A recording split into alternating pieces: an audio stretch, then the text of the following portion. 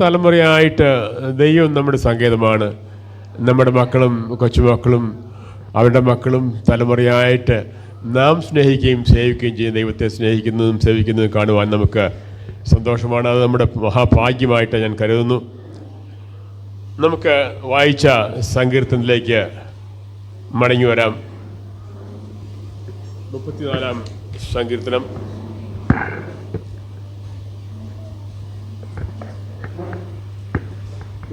സങ്കീർത്തനം 150 സങ്കീർത്തനങ്ങളിൽ വളരെ പ്രധാനപ്പെട്ടതായ സങ്കീർത്തനമാണ്.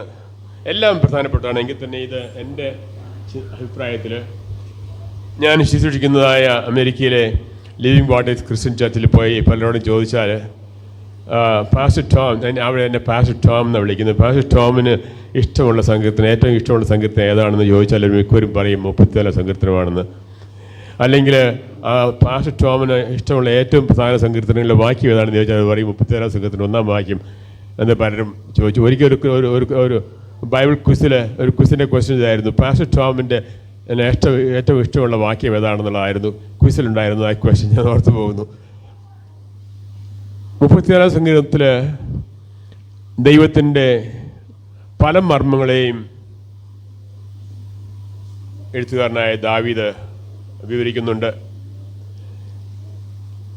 1-ാമത്തെ വാക്യം, ഞാൻ യഹോവയെ എല്ലാ കാലത്തും വാഴ്ത്തും, അവൻ്റെ സ്തുതി എപ്പോഴും എൻ്റെ നാമത്തിലിരിക്കും.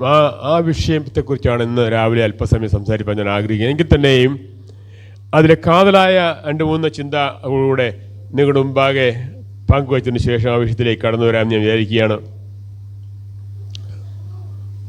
ദാവീദ് ഈ സങ്കീർത്തനം എഴുതുന്ന പശ്ചാത്തലത്തെക്കുറിച്ച് അവിടെ നാം വായിക്കുന്നുണ്ട്.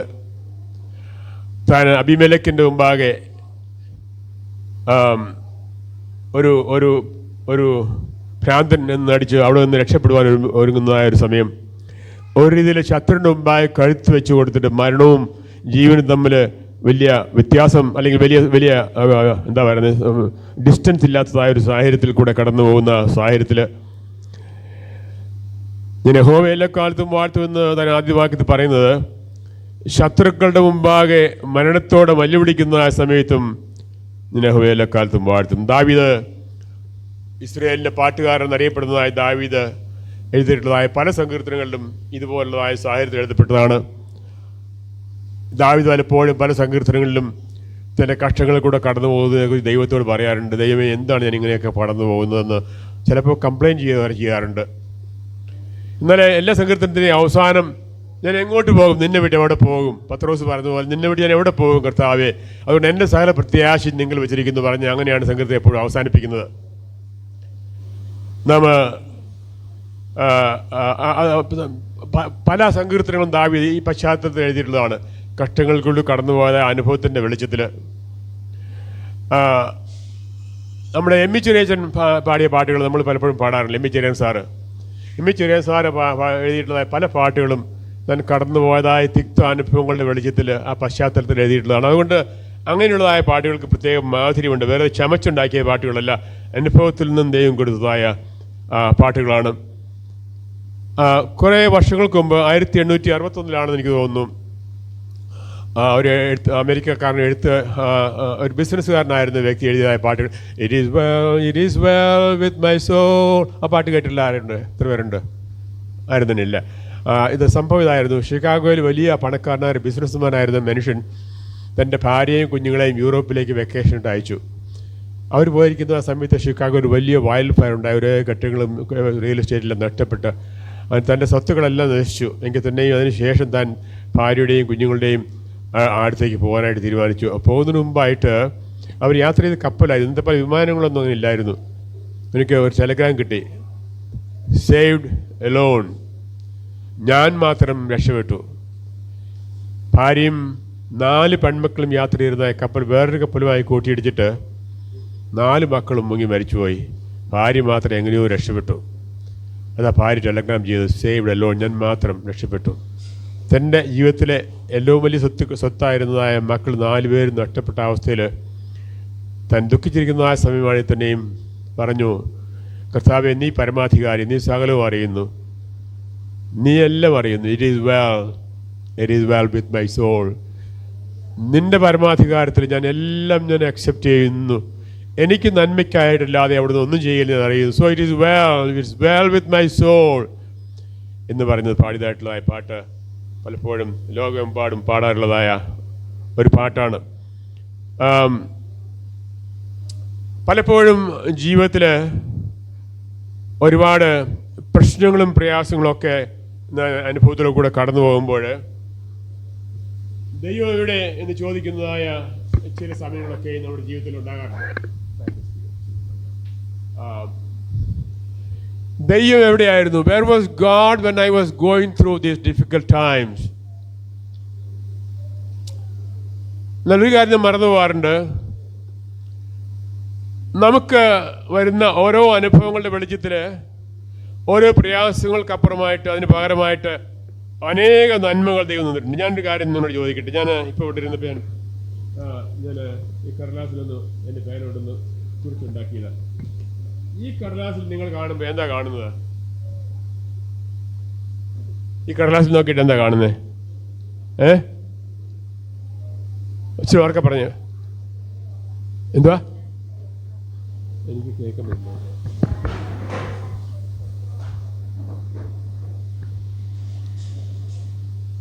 ഒരാൾ പറഞ്ഞാട്ടെ, എന്താ കണ്ടത്? മഷി മട്ട് കാണുന്നുണ്ട്. പലരും കാണുന്നത് അങ്ങനെയായിരിക്കും. ഇത് കാണുന്നത് ഇത്രയും വലിയ കടലാസിൽ കാണുന്നത് ഒരു മൊട്ട് കാണുന്നുണ്ടല്ലേ? പക്ഷെ ഞാൻ കാണുന്നത് അതിനേക്കാൾ വ്യത്യസ്തമായിട്ടാണ്.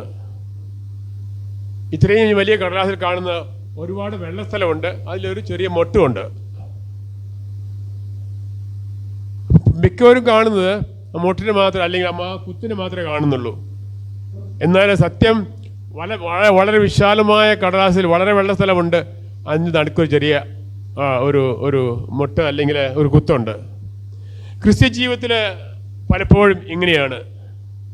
അതായത് നമ്മുടെ ജീവിതത്തിൽ ഒരുപാട് നല്ല ദാനങ്ങളും നന്മകളും ദൈവം ചെയ്തിട്ടുണ്ട്. എന്നാൽ അതിൻ്റെ മധ്യത്തിൽ അവിടെ ഇവിടെയായിട്ട് നമുക്ക് ഭാരങ്ങളും പ്രയാസങ്ങളും രോഗങ്ങളും പീഡനങ്ങളും കുഞ്ഞുങ്ങളുടെ അനുസരണക്കേടും അല്ലെങ്കിൽ നമ്മുടെ ഭവനങ്ങളിലായ ഒരു മരണം, ഇതെല്ലാം വേദന ജനിപ്പിക്കുന്നതായ അനുഭവങ്ങളാണ്. എങ്കിൽ തന്നെയും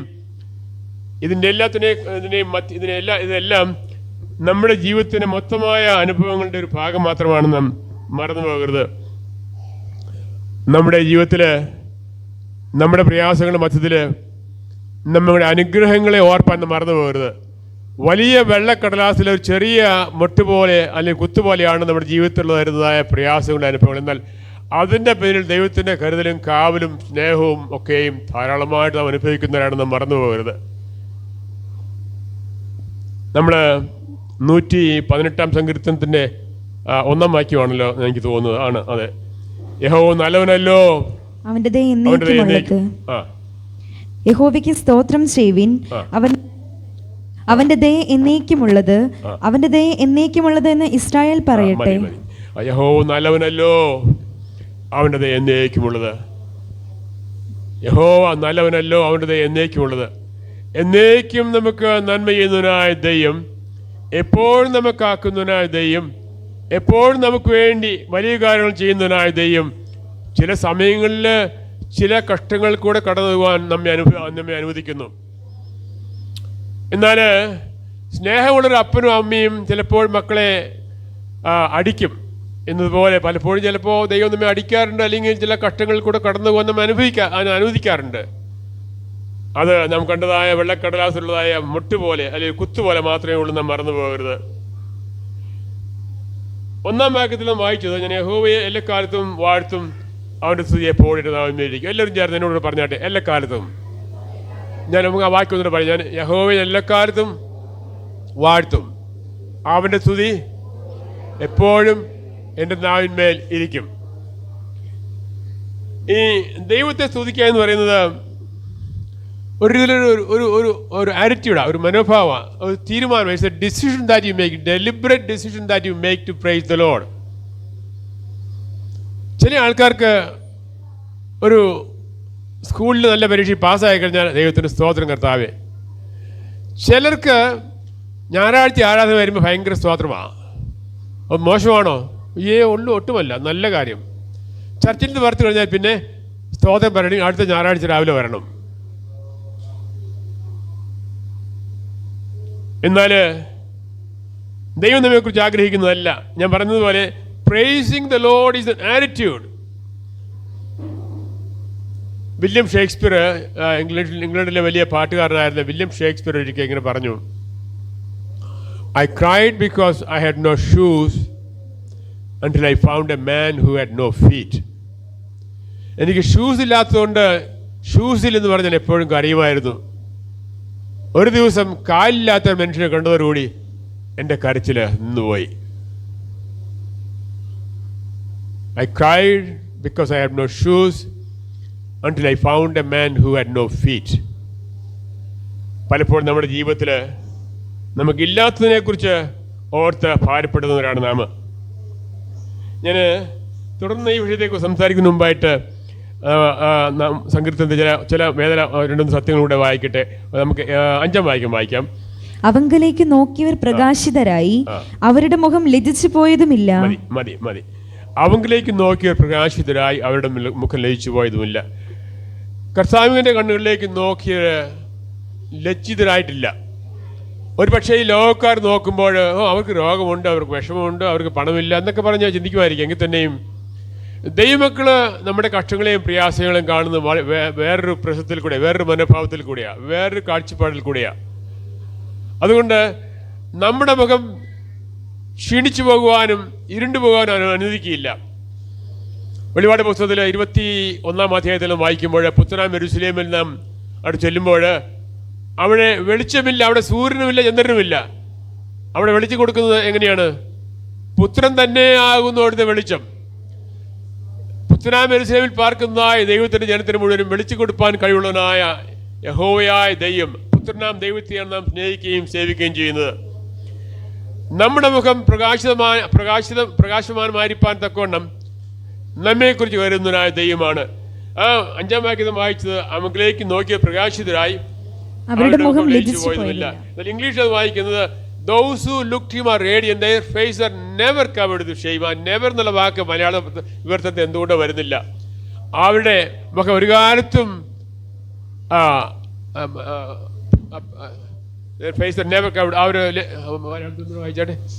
അവങ്കിലേക്ക് നോക്കിയവർ പ്രകാശിതരായി, അവരുടെ മുഖം ലജ്ജിച്ചു പോയതുമില്ല. അവരുടെ മുഖം ഒരു കാലത്തും ലയിച്ചു പോയതുമില്ല. അവരുടെ മുഖം ഒരു കാലത്തും ലയിച്ചു പോകുകയില്ല എന്നാണ് ഇംഗ്ലീഷ് വായിക്കുന്നത്. നമ്മുടെ മുഖം ലയിച്ചു പോകാൻ തൊക്കൊണ്ടും ദൈവം അനുവദിക്കുകയില്ല. നമുക്ക് അതിന്റെ 7 വാക്യത്തിലും കൂടെ വായിക്കാം. യഹോവയുടെ ദൂതൻ അവന്റെ ഭക്തന്മാരുടെ ചുറ്റും പാളയമിറങ്ങി അവരെ വിടുവിക്കുന്നു. മതി. യഹോവയുടെ ദൂതൻ അവരുടെ ഭക്തന്മാരുടെ ചുറ്റും പാളയം ഇറങ്ങി അവരെ വിടുവിക്കുന്നു. നമ്മൾ പലപ്പോഴും ചിന്തിക്കാറില്ല, നമുക്ക് ചുറ്റും ദൈവത്തിൻ്റെ ദൂതന്മാർ ധാരാളമായിട്ടുണ്ട്. ദൈവത്തിൻ്റെ സേവകന്മാർ നമ്മുടെ ചുറ്റുമുണ്ട്. ദൈവത്തിന് നമ്മെ വിട്ടുകൊള്ളണമെങ്കിൽ ഒന്നും ചെയ്യേണ്ട. ആ ദൂതന്മാരെ അങ്ങ് പിൻവലിച്ചാൽ മതി, ശത്രു കാര്യം ഏറ്റെടുത്തോളും. ദൈവത്തിൻ്റെ ദൂതന്മാർ നമുക്ക് ചുറ്റും പാളയം ഇറങ്ങി നമ്മെക്കുറിച്ച് കരുതുന്നതായതുകൊണ്ട് ശത്രുവിനെ അടുത്ത് വരാൻ തക്കണ്ണം കഴിയില്ല. ഞാൻ ഈ കഴിഞ്ഞ 2 വർഷങ്ങൾക്ക് മുമ്പ് ഒരു സ്വപ്നം കണ്ടു. സ്വപ്നത്തിൽ ശത്രു എന്നോട് പറയുകയാണ്, I had great plans to destroy you, but your God had great plans to protect you. എനിക്കിന്ന് നശിപ്പാനുള്ളതായ നല്ല ഒരുപാട് പ്ലാനുകൾ ഉണ്ടായിരുന്നാൽ നിന്റെ ദൈവത്തിന് നിന്നെ രക്ഷിപ്പാനായിട്ടുള്ളതായ വലിയ പദ്ധതികളുണ്ടായിരുന്നു. നമ്മെ ക്ഷീണിപ്പാനും നമ്മെ നശിപ്പാനും മുടിപ്പാനും അറുപ്പാനും കൊല്ലുവാനൊക്കെ ആയിട്ടുള്ളതായ പ്ലാനാണ് ശത്രുവിനുള്ളത്. എന്നാൽ ശത്രുവിനെ ജയിപ്പാനത്തെ കൊണ്ടും കഴിവുള്ളവനായ ധനദൂതന്മാരെ നമുക്ക് ചുറ്റും കാവലായി നിർത്തിക്കൊണ്ട് നമ്മെ കരുതുന്നു. ഞങ്ങൾ എപ്പോഴും വൈകിട്ട് പ്രാർത്ഥിക്കാറുള്ളൊരു വിഷയമുണ്ട്. കർത്താവ് ഞങ്ങൾ ഉറങ്ങുമ്പോൾ അവിടുത്തെ ദൂതന്മാർ ഞങ്ങൾക്ക് ചുറ്റും കാവലായിരിക്കണമേ. ശത്രു ഞങ്ങൾ തൊടുവാനോ അടുത്ത് വരുവാനോ അവനെ അനുവദിക്കുകയില്ല, അവന് ധൈര്യപ്പെടുക പോലും ഇല്ല. യഹോവയുടെ ദൂതന്മാർ നമുക്ക് ചുറ്റും പാളയം ഇറങ്ങി നമ്മെ കാത്ത് പരിപാലിക്കുന്നു. അതിന്റെ 10 വാക്യം വായിക്കാം. ബാലസിംഹങ്ങളും ഇരകിട്ടാതെ വിശന്നിരിക്കും, യഹോവയെ അന്വേഷിക്കുന്നവർക്കോ ഒരു നന്മയ്ക്കും കുറവില്ല. മതി. ഞാൻ 7 വാക്യത്തെ കുറിച്ച് ഒരു കാര്യം ചിന്തിക്കുകയായിരുന്നു. നിങ്ങൾക്കറിയാവുന്ന എലീശായുടെ കാര്യം.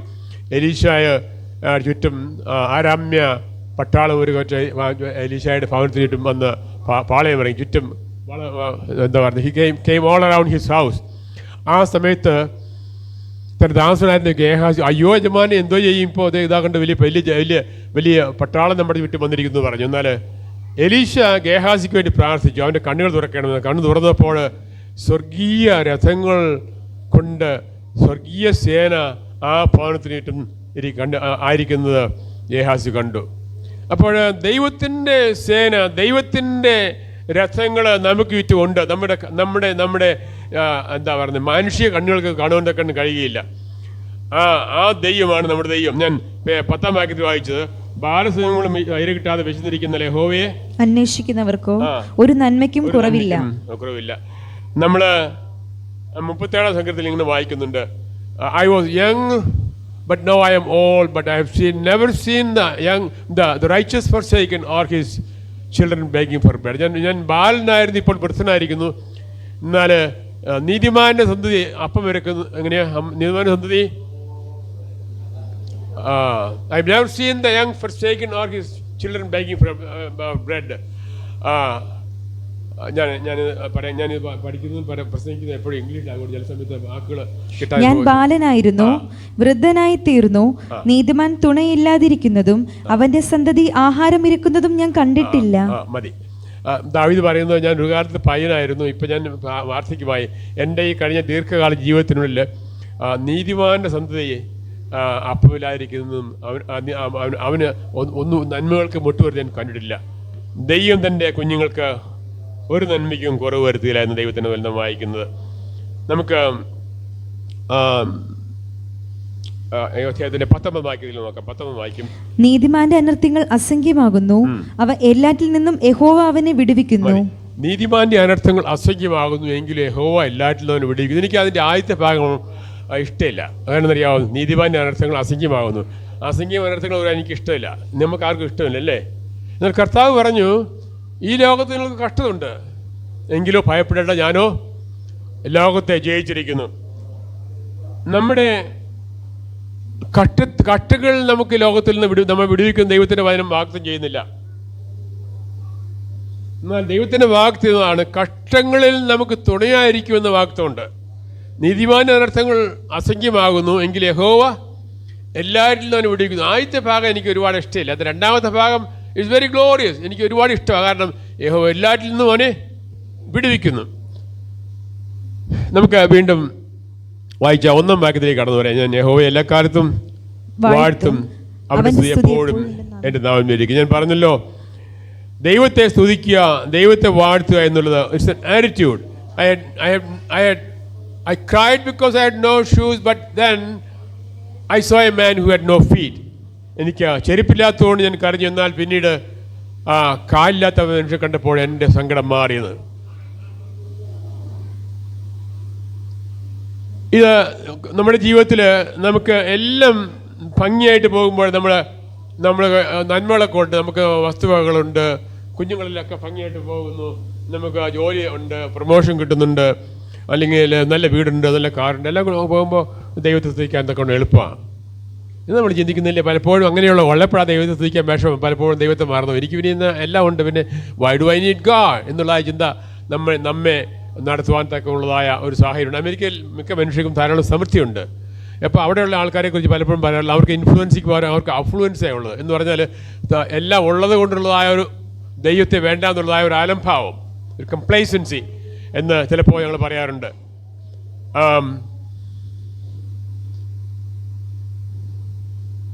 ഞാൻ ചില വർഷങ്ങൾക്ക് മുമ്പ് ഒരു ഹാർട്ട് പ്രോബ്ലത്തിൽ കൂടെ കടന്നുപോയി. എനിക്ക് എൻ്റെ നെഞ്ചിൽ വേദന വന്നിട്ട് എൻ്റെ ഹാർട്ട് അറ്റാക്കൊന്നും വന്നില്ല, എന്നാൽ ഹാർട്ടിൻ്റെ ഒരു സ്റ്റെൻറ്റ് ഇടേണ്ടതായിട്ട് വന്നു. വേറൊരു സമയത്ത് എൻ്റെ 2020 ഏകദേശം 4.5 years ago അന്ന് ഒരു വയറ്റിലൊരു വലിയ വേദന വന്നു. It was because of the gall bladder, gall സ്റ്റോൺസിൻ്റെ വഴിയായിട്ടാണ്. എന്നാൽ അന്ന് ഒരു ഡോക്ടറെ അടുത്ത് പോയി, because of a mistake he made, എനിക്ക് അതെനിക്ക് പിന്നീട് ഒരു പാൻക്രിയാറ്റൈറ്റിസ്, അക്യൂട്ട് പാൻക്രിയാറ്റൈറ്റിസ് എന്ന രോഗമായി മാറേണ്ടി വന്നു. ആ സമയത്ത് വേദനപ്പെടുന്ന സമയത്ത് കഷ്ടം കൊണ്ട് ഞാൻ വളരെ വിഷമിച്ച് വേദന അനുഭവിക്കുന്ന സമയത്ത് ഞാൻ ഓർത്തു യഹോവയെ, അന്ന് എൻ്റെ പ്രധാനപ്പെട്ട വാക്യം ഇതാണ്, അന്ന് യഹോവയെ എല്ലാ കാലത്തും വാഴ്ത്തും. അന്ന് ആ ഘട്ടത്തിൽ കൂടെ കടന്നുപോയ സമയത്ത് ഒരുപാട് വാക്യങ്ങൾ കോട്ട് ചെയ്തു.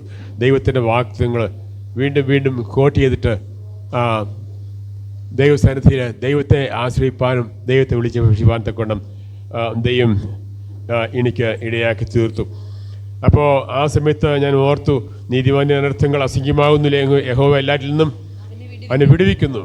ഞാൻ ഓർത്തു പൗലോസും ശീലാസും കാരാഗ്രഹത്തിൽ കിടന്ന അനുഭവം ഞാൻ ഓർത്തു. പ്രവൃത്തികളുടെ പുസ്തകം 16-ാം അധ്യായത്തിൽ വായിക്കുന്നുണ്ടല്ലോ. കൈയും കാലും ആമത്തിൽ അവർ ഭേദ്യമേരിട്ട് അടിയൊക്കെ ഏരിട്ട് മുറിവുകളെല്ലാം ഉണ്ട്. വേദനിച്ചിരിക്കുന്ന സമയത്ത് രാത്രിയുടെ യാമങ്ങളിൽ ദൈവത്തെ സ്തുതിച്ച് പാടി.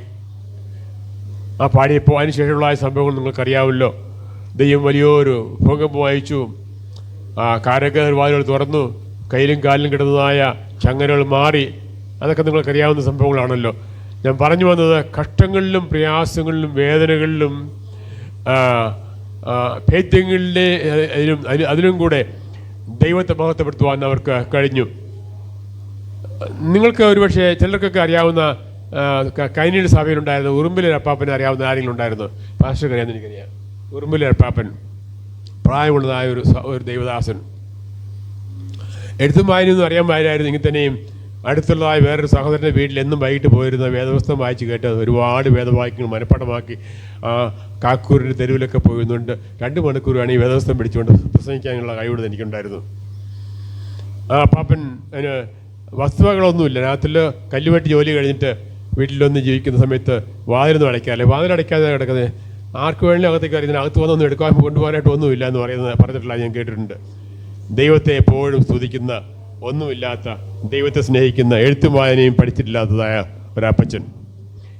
103-ാം സംഘത്തിൽ നാം ഇങ്ങനെ വായിക്കുന്നുണ്ട്, 1 മുതൽ 3 വരെയുള്ള വാക്യങ്ങൾ. എൻ മനമേ യഹോവയെ വാഴ്ത്തുക, എന്റെ സർവാന്തരംഗമേ അവന്റെ വിശുദ്ധ നാമത്തെ വാഴ്ത്തുക. എൻ മനമേ യഹോവയെ വാഴ്ത്തുക, അവന്റെ ഉപകാരങ്ങളൊന്നും മറക്കരുത്. മതി 150-ാം സംഘത്തിൽ നാം ഇങ്ങനെ വായിക്കുന്നുണ്ട്, ജീവനുള്ളതൊക്കെയും യഹോവയെ സ്തുതിക്കട്ടെ. ഇവിടെ ജീവനില്ലാത്തവരാരെങ്കിലും ഇവിടെ ഉണ്ടോ? ജീവനില്ലാത്തവരാരെങ്കിലും ഇവിടെ ഉണ്ടോ? ആരുമില്ല. അതിൽ എല്ലാവർക്കും ജീവനുള്ളതൊക്കെയും നാം മനുഷ്യരും മൃഗങ്ങളും പിന്നെ സസ്യജാതികളൊക്കെയും ദൈവത്തെ സ്തുതിക്കേണ്ടത്. ഞാൻ ചിലപ്പോൾ ഈ ഇലകളൊക്കെ ചാടുമ്പോൾ കാറ്റത്താടും ഞാൻ ചിന്തിക്കാറുണ്ട്, അത് തലയാട്ടുന്നത് പോലെ ദൈവത്തെ സ്തുതിക്കുകയാണ് ഞാൻ വിചാരിക്കാറുണ്ട്.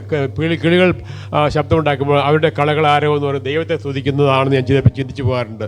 ജീവനുള്ളതൊക്കെയും യഹോവയെ സ്തുതിക്കട്ടെ. സുഖമുള്ള കാലത്തും കണ്ണുനീർ നേരത്തും യേശു മാത്രം മതി. സുഖമുള്ള കാലത്തും കണ്ണുനീർ നേരത്തും കഷ്ടങ്ങളിലും.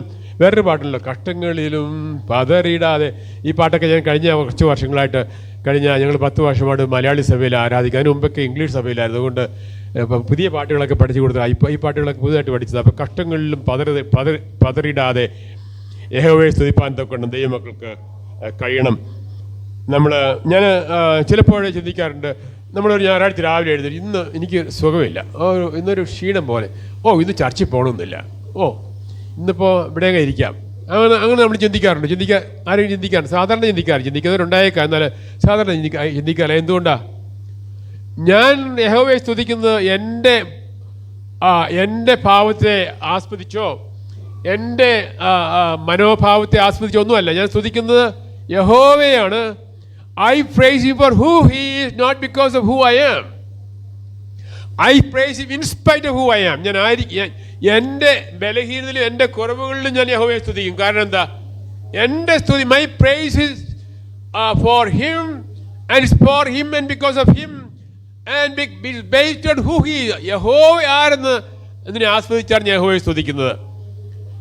ഞാൻ യഹോവയെ എല്ലാ സമയത്തും സ്തുതിക്കും.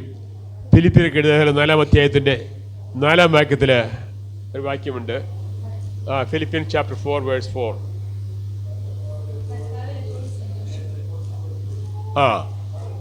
കർത്താവിൽ എപ്പോഴും സന്തോഷം. ഈ കുഞ്ഞുങ്ങളെ വേദപുസ്തകം മാറ്റുമ്പോൾ ഞങ്ങളുടെ സഭയിൽ ചില 1-2 സഹോദരിമാരുണ്ട്. ഞാനിവിടെ വേദപുസ്തകമൊക്കെ എടുത്ത് ഒരു വാക്യം ആരെങ്കിലും പറയുമ്പോൾ ഈ വാക്യം വേദപുസ്തകത്തിലാണെന്ന് ആദ്യമായിട്ട് തീരുമാനിച്ചത് പഴയ നിയമത്തിലാണ് പുതിയ നിയമത്തിലാണെന്ന് നോക്കി പഴയ തപ്പിത്തറഞ്ഞൊക്കെ വരുമ്പോഴത്തേക്ക് ആ വാക്യം പറയുന്നതിന് മുമ്പ് തന്നെ കർത്താവിൽ എപ്പോഴും സന്തോഷിപ്പിൻ എന്ന് ഞാൻ പിന്നെയും പറയുന്നു, നിങ്ങളുടെ സൗമ്യത സകല മതി. ഞാൻ പറഞ്ഞത് തമാശക്കായിട്ട് പറഞ്ഞു. ചില സഹോദരിമാർ വാക്യം പറയുന്നതിന് മുമ്പ് തന്നെ എടുത്ത് വായിക്കും. ഇപ്പോൾ ഇവരെ മനഃപ്പുറം പഠിച്ചിട്ടാണ് ഒന്ന് ചിലപ്പോൾ തോന്നാറുണ്ട്. അതുപോലെ വായിക്കാൻ കഴിയുന്നില്ല ഒന്ന് രണ്ട് സഹോദരിമാരുണ്ട്. അതുപോലെ നിങ്ങൾ വായിക്കുന്നത് that's very good. I applaud you. സുഖമുള്ള കാലത്തും കണ്ണുനീർ നേരത്തും യേശു മാത്രം മതി എന്ന് നാം ഓർക്കണം. നമ്മുടെ കഷ്ടങ്ങളിലും പ്രയാസങ്ങളിലും നമുക്ക് മതിയായ ദൈവം. He's all sufficient one. He's L ഷഡായ് എന്നുള്ള വാക്കിൻ്റെ അർത്ഥം he's almighty and he's more than enough. He's all sufficient. സർവശക്തനായ എൻ്റെ ദൈവം എനിക്ക് സകലത്തിനും മതിയായവനാണ്. അതാണ് എൽ ഷഡായ് എന്നുള്ള വാക്കിൻ്റെ അർത്ഥം. So is L ഷഡായ് for me. അവൻ എനിക്ക് സർവശക്തനും സകലത്തിനും മതിയായവനായ ദൈവമാണ്. അവൻ്റെ ഒരുപാട് വാഗ്ദത്തങ്ങളുണ്ടല്ലേ. അവനൊരു നാളും കൈവിടുകയില്ല, ഒരു നാൾ ഉപേക്ഷിക്കുകയുമില്ല. എൻ്റെ അപ്പനും അമ്മേനെ എന്നെ ഉപേക്ഷിച്ചിരിക്കെങ്കിൽ യഹോവനെ ചേർത്തുകൊണ്ട് there are so many promises in the scripture that he can see.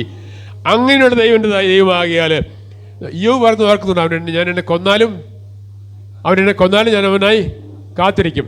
അതുകൊണ്ട് കഷ്ടങ്ങളുടെ മധ്യത്തിലും പ്രയാസങ്ങളുടെ മധ്യത്തിലും യഹോവയെ സ്തുതിപ്പാൻ തക്കവണ്ണം നമുക്ക് ന്യായമുണ്ട്. നമ്മൾ വായിച്ച വേദഭാഗത്തിന്റെ 3-ാം വാക്യം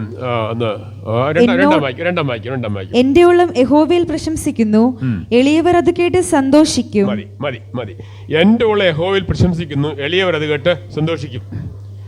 ഇവിടെ പ്രശംസിക്കുക എന്ന് പറയുന്നത് ഒരു സ്വയം പുകഴ്ചയെക്കുറിച്ചല്ല ഉദ്ദേശിക്കുന്നത്.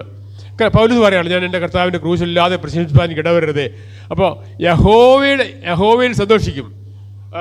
യഹോവ ചെയ്ത നന്മകളെക്കുറിച്ച്, യഹോവ എന്നെ രക്ഷിച്ചതായ ആ കാര്യത്തെക്കുറിച്ച്, യഹോവൻ്റെ കുടുംബത്തിൽ നടത്തിയതിനെക്കുറിച്ച്, യഹോവയുടെ ദാനങ്ങളെ ഓർത്തുകൊണ്ട് എൻ്റെ ജീവന് വേണ്ടിയിട്ട് എൻ്റെ ആരോഗ്യത്തിന് വേണ്ടിയിട്ടൊക്കെ എനിക്ക് ഒരുപാട് നന്ദി പറയാനുണ്ട്. യഹോവ ഞാൻ സ്തുതിക്കും, ഞാൻ അതിൽ ബോസ്റ്റ് ചെയ്യും. യഹോവ എൻ്റെ ദൈവം എനിക്ക് സകലത്തിന് മതിയാവനാണെന്ന് ലോകക്കാരുടെ മുമ്പായി ഞാൻ പ്രശംസിക്കും. എന്നാണ് സങ്കീർത്തനക്കാരനോട് പറയുന്നത്. I will boast in the Lord and my soul will boast in the Lord. Let the afflicted hear and rejoice. പലപ്പോഴും നമ്മുടെ ക്രിസ്തീയ ജീവിതത്തിൽ, നമ്മുടെ ക്രിസ്തീയ അനുഭവങ്ങളിൽ, സഭകളുടെ സാഹചര്യത്തിലൊക്കെ കാണുന്നത്, ലോകക്കാർ നമ്മളെ കാണുമ്പോൾ അവർക്ക് സ്തുതിപ്പാനുള്ളതായ ഒരു വഴിയില്ല. കാരണം പലപ്പോഴും നമ്മളൊരു വളരെ മൂകരായിട്ട്, വളരെ സന്തോഷമില്ലാത്തവരായിട്ട്, ഒരു മൂടിയായിട്ട് നടക്കുന്നവരാണ്. ഞാൻ നിങ്ങളെക്കുറിച്ച്, ഈ സഭയിൽ അങ്ങനെയുള്ളവർ ആരും ഇല്ലെന്ന് എനിക്കറിയാം. മറ്റുള്ള സഭകളിലേക്ക് ആൾക്കാരുടെ കാര്യം ഞാൻ പറയുന്നത്. അപ്പോൾ പലപ്പോഴും നമ്മൾ ദൈവത്തിൽ സന്തോഷിക്കുന്നതിൽ കുറവുള്ളവരാണ്. നമ്മൾ പാടുവാനും സന്തോഷിപ്പാനും നമ്മുടെ കഷ്ടങ്ങളിലും വേദനകളുടെ മധ്യത്തിലും സന്തോഷിക്കുന്ന ലോകക്കാർ കാണണം. കഷ്ടങ്ങൾ വരുമ്പോഴും വേദനകൾ വരുമ്പോഴും രോഗങ്ങൾ വരുമ്പോഴൊക്കെയും യഹോവയ്ക്ക് പാടി സ്തുതിക്കുന്നത് ലോകക്കാർ കാണണം. അത് കണ്ടാലേ ഈ ലോകക്കാർ പറയാനൊക്കത്തുള്ളൂ, ഈ മനുഷ്യർ ഞങ്ങളിൽ നിന്ന് വിഭിന്നരാണ്.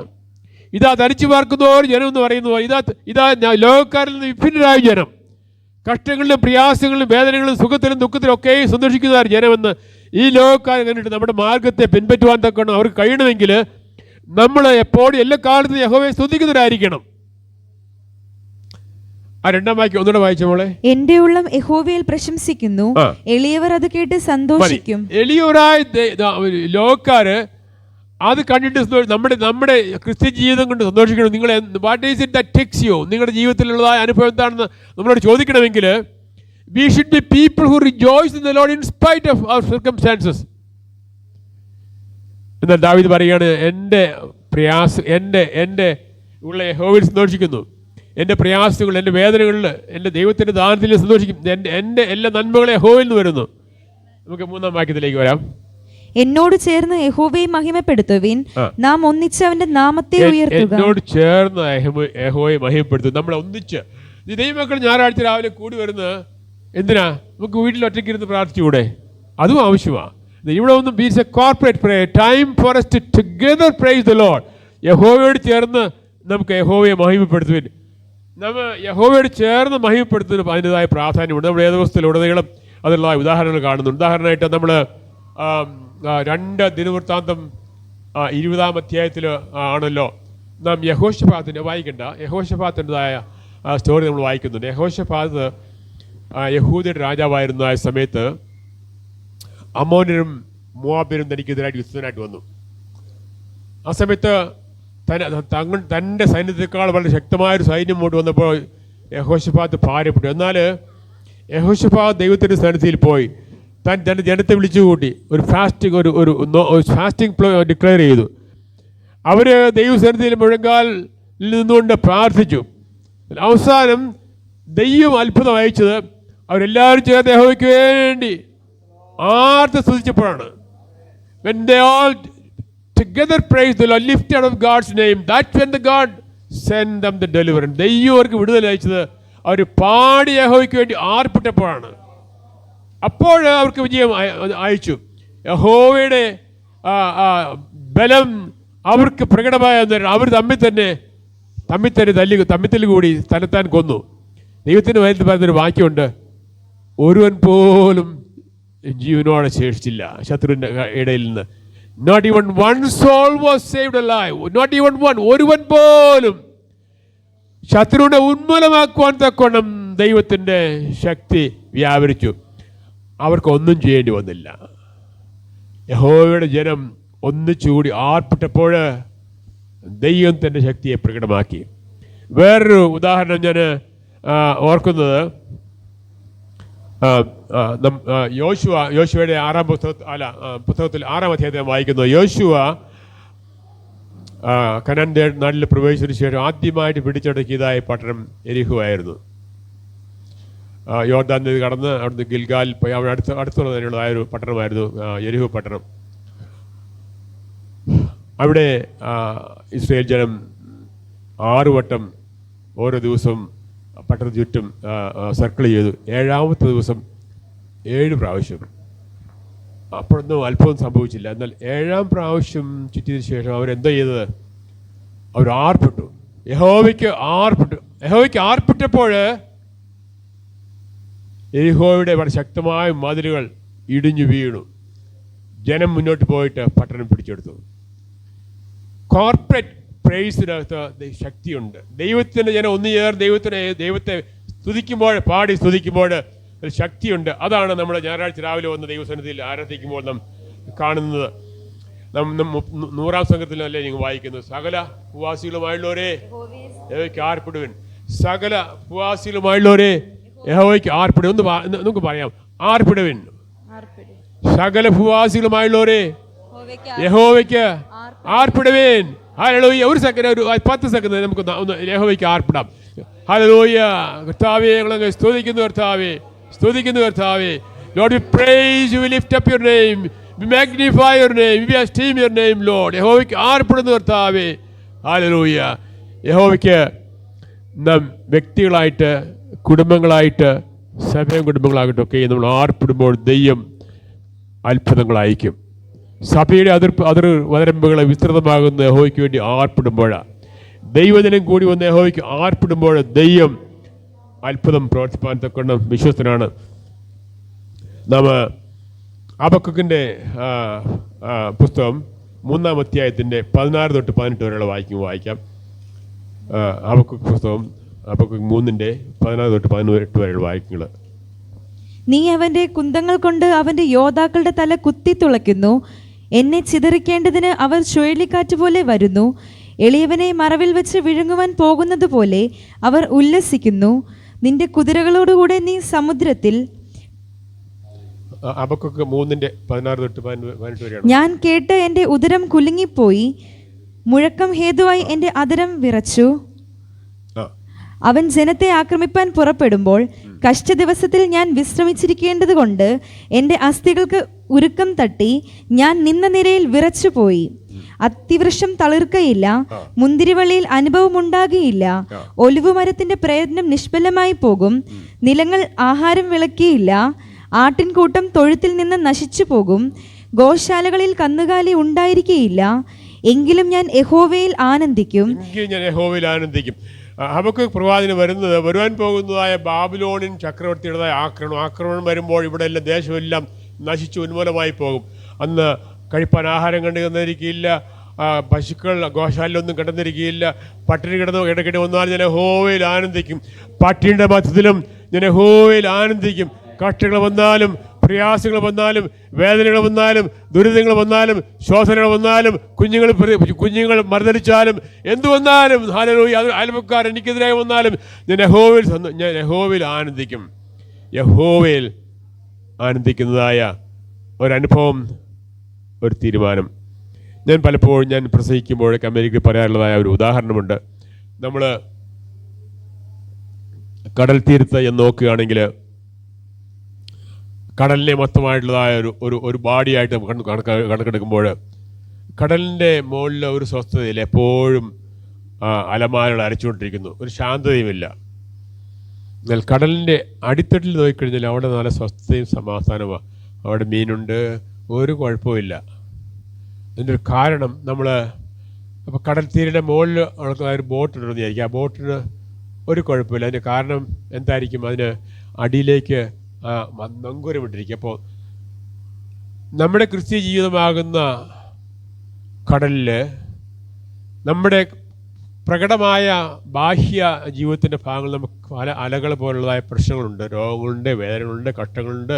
പരീക്ഷ ചിലപ്പോൾ തോറ്റുപോയി, ചിലപ്പോൾ അഡ്മിഷൻ കിട്ടിയില്ല, ചിലപ്പോൾ പ്രൊമോഷൻ കിട്ടിയില്ല, അയൽവക്കാർ നമുക്കെതിരായിട്ട്, ഇതെല്ലാം തിരകൾ പോലെയാണ്. എനിക്ക് തന്നെയും ക്രിസ്തുവാകുന്ന നങ്കൂരമിട്ട് ഉറപ്പിച്ചിരിക്കുന്നതായ ക്രിസ്തീയ ജീവിതത്തിൽ അവൻ്റെ ഹൃദയത്തിൽ കടലിൻ്റെ അടിത്തട്ടിൽ പോലുള്ളതായ സന്തോഷവും സമാധാനവും ആയിരിക്കും.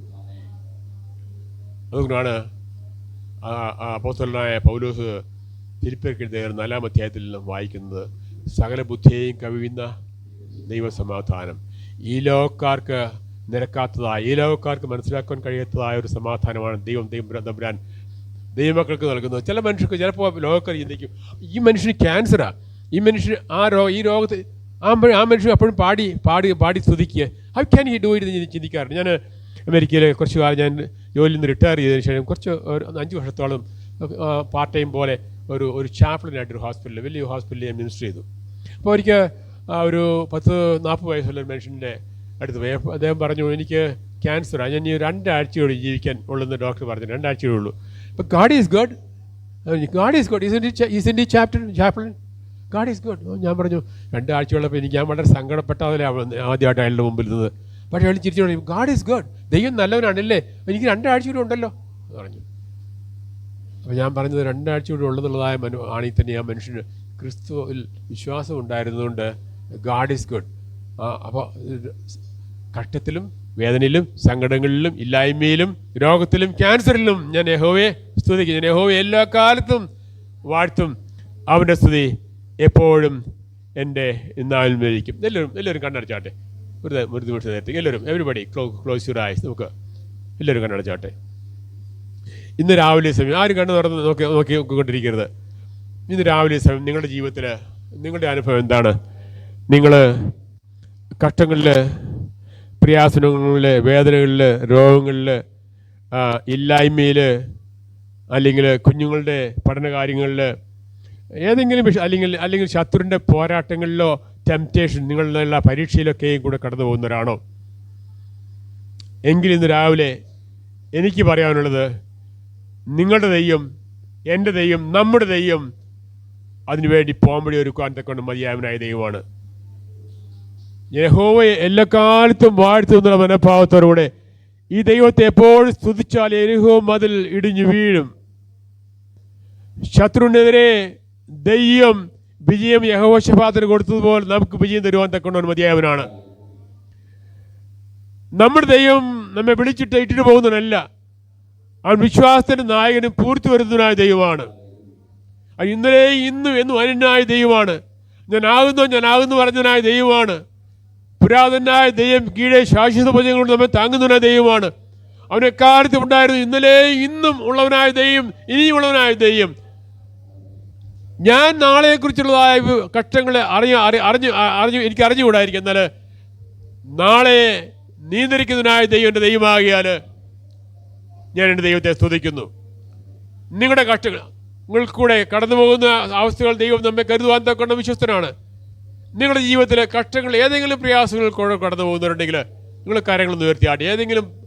ഏതെങ്കിലും വിഷയങ്ങളിൽ യെസ്, ആരെങ്കിലും കഷ്ടങ്ങളോട്, anybody who is going through a difficult time in your life.